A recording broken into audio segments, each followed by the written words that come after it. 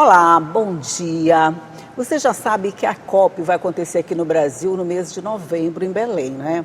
Mas todos os órgãos, de alguma forma, ligados a mudanças climáticas ou de qualquer assunto relacionado a isso, estão se preparando para participar desse evento. E aqui no Maranhão não é diferente.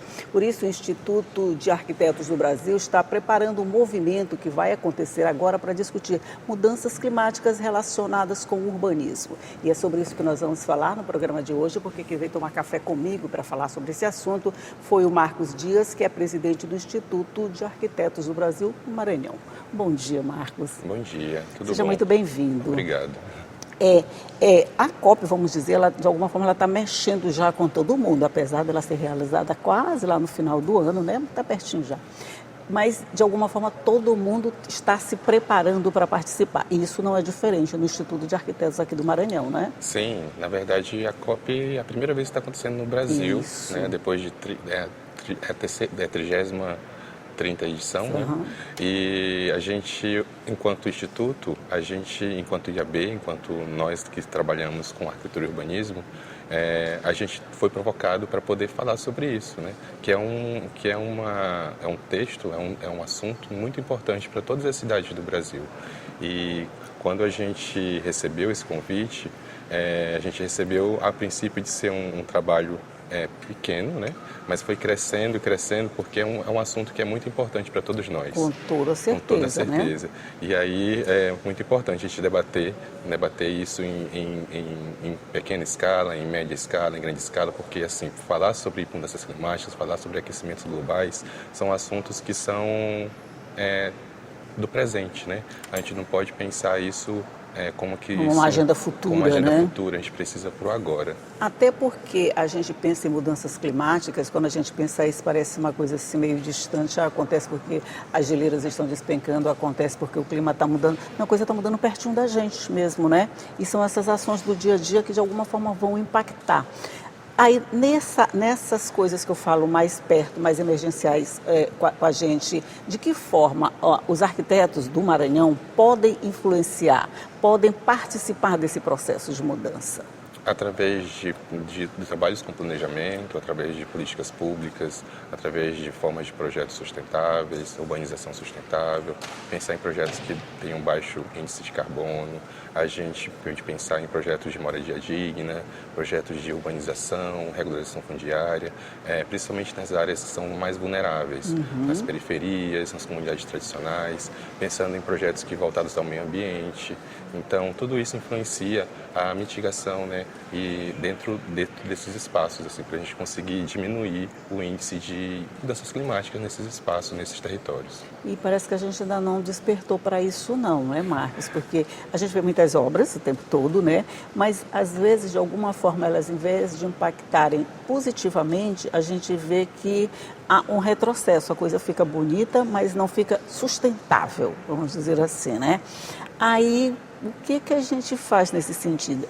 Um planejamento de urbanização, um planejamento de buscar alternativas, às vezes até mais simples, para a gente ter resultados melhores? Então, cada um fazendo um pouquinho, a gente vai melhorando um pouco o planeta. E a gente, enquanto arquiteto urbanista, a gente pensa o futuro. Esse é o nosso papel, né? Pensar como é que a gente quer pensar o futuro.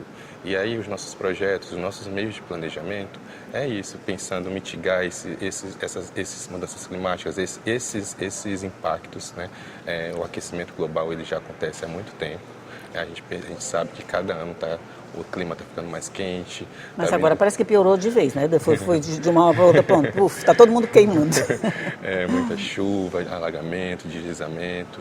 E aí isso tudo é influenciado a partir das cidades. A gente acha que é algo natural, mas não é. Isso vai muito por conta do planejamento, por conta das indústrias, por conta das formas de construir. Então a gente, enquanto arquiteto, a gente tem que planejar para poder isso melhorar. E às vezes eu vejo assim, as soluções podem ser tão simples. Plantio de árvores, por exemplo. Se a gente plantar árvores, a gente vai ter sombra, a gente vai ter um solo mais adubado, a gente vai ter uma maior absorção de água. Eu não sou arquiteta, não. Eu não estou falando assim. Mas eu vejo assim, coisas simples que poderiam ser implantadas dentro da cidade, corredores com árvores, essa coisa toda, mas a gente não consegue ver de jeito nenhum. Então, aqui no Brasil, o maior índice de emissão de carbono é através do desmatamento. Então, se a gente plantar árvore, a gente já consegue melhorar muito a nossa emissão de carbono aqui, né? Então, se a gente pensar em planos de arborização, como a própria prefeitura já está pensando, se a gente pensar em fazer plantios de árvore, fazer corredores verdes, trabalhar com infraestrutura verde, que é parques, melhorias de rios, melhorias de lagos, isso a gente, além de melhorar o meio ambiente, melhorar a cidade, a gente melhora a qualidade de vida das pessoas.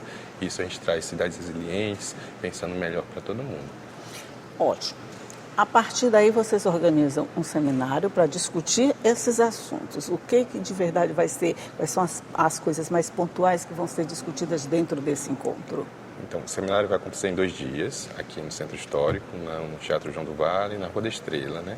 E ele vai ser dividido em 4 eixos temáticos, que fala sobre impactos e aquecimentos globais, cidades resilientes, florestas tropicais e comunidades tradicionais com mudanças climáticas e planejamento e desenvolvimento sustentável. São 4 eixos, cada eixo vai ser um turno, né? E a gente vai trazer palestras de palestrantes de âmbito local, estadual, regional, nacional, internacional, não só arquitetos e urbanistas, porque a gente está pensando sobre cidades e quando se trata de pensar cidades, a gente não pode botar só os técnicos, a gente precisa trazer... Não vai ser exclusivo de arquitetos urbanistas, Não vai ser exclusivo de arquitetos urbanistas, mas a gente vai trazer um protagonismo por conta que é o nosso instituto. Mas a gente vai falar, vai ter climatógrafos, vai ter economistas. Como é esse nome? Climatógrafos? Climatógrafos que estudam o clima. Advogados, planejadores, né? Então, filósofos, comunidades. É muito importante a gente trazer a comunidade para ela poder falar, né? como é que eles estão vivendo, como que eles pensam a preservação dos seus territórios. Então, apesar de ser um evento de arquitetos, a gente tenta trazer essa diversidade para poder falar, né? Porque quando se fala de clima, todo mundo... É para todo mundo, né? Não é só para arquiteto, não é só para autoridade, não é só para... É para todo mundo. Você falou um termo aí que eu gostei, cidades resilientes. O que é exatamente uma cidade resiliente? Cidades resilientes são aquelas cidades que elas são planejadas para o futuro, né? A gente sabe que hoje a gente tem muito impacto ambiental, e aí a gente tem que pensar na maneira de adaptações climáticas, e a gente sabe que a gente não tem como mudar isso, e de alguma maneira as mitigações. Então, através de urbanizações, né, urbanizações planejadas, através de urbanizações que tenham soluções baseadas na natureza, que são soluções que já existem, a natureza já nos dá. As soluções que a natureza já nos dá, a gente se apropriar disso e colocar isso como valor, né? Então, as cidades resilientes são cidades que são voltadas para o direito à cidade, direito à propriedade. E quando a gente pensa nisso, a gente pensa na cidade formal e na cidade informal, que as cidades que estão fora do planejamento, a gente colocar nos eixos, colocar um planejamento, pensar em saneamento, pensar em infraestrutura, pensar em qualidade de vida para as pessoas, dignidade, né? Então, esse evento, ele vem pensando como um todo, porque não trata só uma parte da cidade, né? Quando a gente trata cidades resilientes, a gente tem que tratar como um todo, as margens, né? E isso, para a gente falar de meio ambiente, a gente tem que cuidar de um todo, né? É meio ambiente, mas é para todo mundo fazer a sua parte, né? São Luís não é uma cidade resiliente, não, né? Então, ela precisa melhorar. Tá bom, entendi sua resposta. Entendi sua resposta. Nós não temos uma cidade resiliente, a gente ainda precisa de algumas outras soluções, algumas outras formas de deixar ela mais resiliente. Justamente. Nós vamos fazer só um intervalinho aqui na nossa conversa, é rapidinho, a gente toma aquela água, aquele café de todo intervalo e volta para conversar, claro.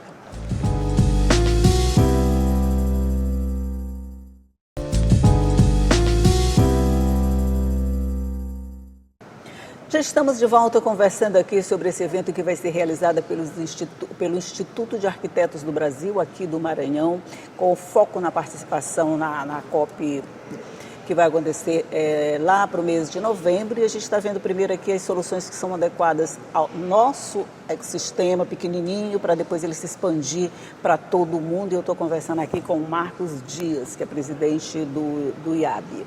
Se a gente estava falando em cidades resilientes e cidades que ainda não conseguiram chegar a esse patamar.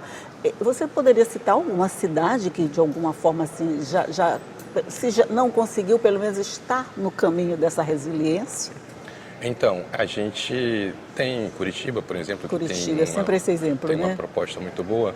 Eu digo que Curitiba está um patamar à frente porque o prefeito de lá era arquiteto. Então ele Você nem está puxando brasa para diante de vocês, ele não, pensou né? um pouquinho mais para o futuro, né? Mas, assim, uma das propostas que a gente pensa, não só Curitiba, mas pensa para o Brasil, é a partir de um projeto de lei que é feito até federalmente, que é o projeto 11.888, que é o projeto de ATIS. O que é isso? É o projeto de assistência técnica de habitação de interesse social. E isso a gente traz melhorias para as cidades. A gente traz o direito às pessoas, direito à cidade para as pessoas. E aí não é só o arquiteto que entra nesse jogo, né?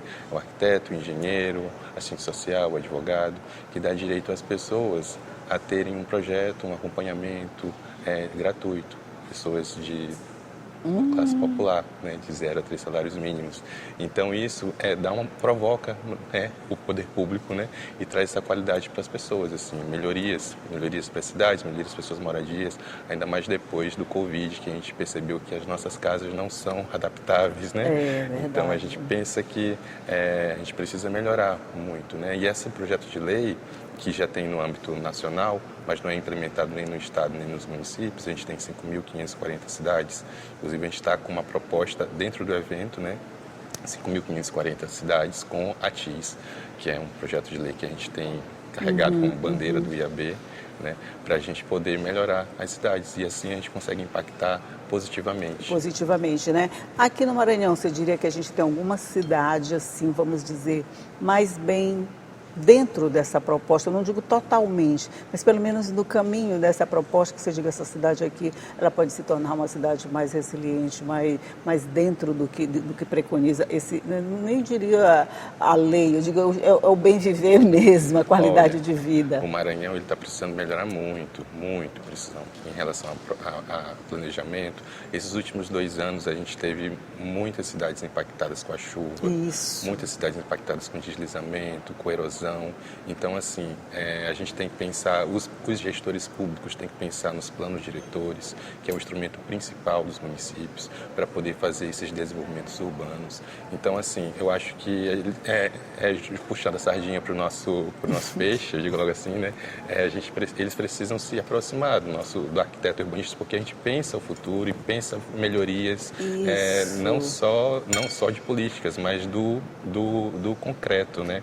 Então, é isso que eu estou pensando aqui, que precisa uma parceria entre quem sabe planejar, quem sabe de urbanismo e quem vai comandar essas coisas. Seria poder público, com arquitetos, com engenheiros, todo mundo trabalhando junto. Só não dá primeiro para fazer a obra e depois dizer, não, essa obra não ficou bem ali, ela passa bem no meio do curso do rio, vamos dizer assim, e vai desviar o curso do rio. Por exemplo, a gente tem uma cidade que eu fui, em Mirador, que o curso do rio foi desviado 2 metros. Quando vieram as chuvas, elas simplesmente voltaram, tomaram o lugar delas e levaram as casas que estavam juntos. Quer dizer, isso não houve um estudo de impacto dessas águas, que elas viriam de volta a reivindicar o que era delas, né? Então, qual foi a saída? Levantar as casas e não trazer o rio de volta para o lugar. Quer dizer, são medidas assim que parecem do dia a dia, mas que elas trazem consequências muito danosas para a sociedade, para as pessoas de uma forma geral, né? Sim. E uma das coisas que eu acho que tem como alavancar esse processo de desenvolvimento urbano nas cidades do Maranhão que está acontecendo as conferências municipais. As conferências municipais é um espaço, né, de diálogo entre o governo e a sociedade civil. Vai acontecer até o final do mês de junho, que o que acontece? Acontece plenárias com o governo e a sociedade para pensar propostas para o desenvolvimento dessas cidades. Isso está acontecendo nacionalmente, né? Tá. E aí depois a gente vai para o estado e depois vai para o nacional, para a gente pensar essas propostas no âmbito de habitação, de saneamento. Maranhão é um estado com um índice de saneamento muito baixo. Muito baixo, a gente né? Um dos tem menores mais do de país, 200 né? mil famílias, habitações sem banheiro. Isso é um índice muito baixo, assim, né? Para a gente colocar, e a gente precisa melhorar, né? E também, além dessas propostas, a gente colocar essa questão do governo, das governanças, né? Pensando que a gente precisa melhorar em todos os sentidos. Eu acho que esgotamento sanitário e lixo, os lixões sanitários, eu acho que são dois problemas bem difíceis de tratar, né? As cidades têm dificuldade de tratar desses assuntos, daí a gente vê esses resultados, quando saem as pesquisas, a gente fica meio envergonhado. E você acredita que se o governo colocar R$4 no saneamento básico, ele diminui R$30 na saúde? Com certeza. Porque isso influencia diretamente na saúde das pessoas. Isso, na saúde das pessoas, a qualidade de vida. Eu vou falar qualidade de vida de uma forma geral, mas a gente fala da saúde de uma forma mais particular, porque acho que a primeira afetada quando você tem um esgoto a céu aberto, quando você tem um lixão sanitário perto da sua cidade, né? E as cidades maranhenses, eu acho que bem poucas têm aterro sanitário, né? Muito poucas. A gente não tem um plano geral estadual de aterramento, de saneamento. É uma das coisas que a gente luta bastante enquanto instituto, né? Enquanto arquitetos e urbanistas. A gente está com esse processo de incidir essas políticas dentro dos municípios para que a gente consiga melhorar, aumentar o índice de desenvolvimento, além do nosso projeto de ATIS, porque isso vai impactar diretamente em todas essas políticas voltadas para o desenvolvimento das cidades.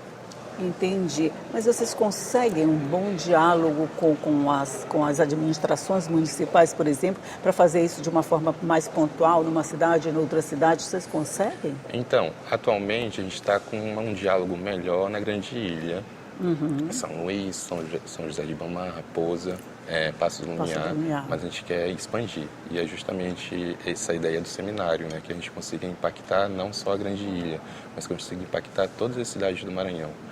Além de que, quando se trata de Amazônia Legal, o Maranhão é o estado que tem o maior número de municípios da Amazônia. Isso, E aí a gente precisa impactar esses lugares, né? Pensar que não é só o saneamento, a gente precisa trazer um contexto geral. Não é só uma questão de saneamento, de meio ambiente, não é papo de ambientalista não, nem de arquiteto. É uma coisa que todo mundo deve participar, porque as consequências são para todo mundo. A gente já está sofrendo um calor insuportável, um frio de lascar lá no sul, né? Que parece que a gente está em países diferentes, mas a gente vê o impacto da natureza mostrando a força dela, e se a gente não tomar providências, daqui a pouco não tem mais providências nenhuma para tomar, né? Porque tudo já foi. Já acabou. Tudo já acabou. Mas olha, parabéns pela iniciativa de discutir assuntos como esse. Eu acho que são necessários e estão bem na hora de ser discutidos antes que seja tarde demais. Obrigado. Esse é o momento de a gente poder ampliar esse debate, a gente conseguir trazer não só arquitetos, mas trazer todo mundo. Todo mundo, sim, a sociedade de uma forma geral. Né? De forma geral, né? E a gente conseguir melhorar as nossas cidades. A gente vai conseguir. Vamos torcer, vamos ser otimistas, vamos dizer que nós vamos conseguir, com tanto alerta, com tanto sinal de que a gente precisa tomar providência, a gente vai tomar as providências. Nem que seja lá em novembro, quando a COP começar, que todo mundo apresentar suas ideias, todo mundo chegar cheio de ideias, quem sabe, a gente tem um resultado legal. Marcos Dias, querido, muito obrigado por sua participação aqui no programa. Eu que agradeço, muito obrigado. Bom dia. Bom dia. E bom dia para você também, que ficou sabendo tudo sobre esse encontro de arquitetos urbanistas que vai acontecer aqui e a participação deles mais tarde na COP, que vai acontecer aqui no Brasil no segundo semestre. Tchau e até a próxima.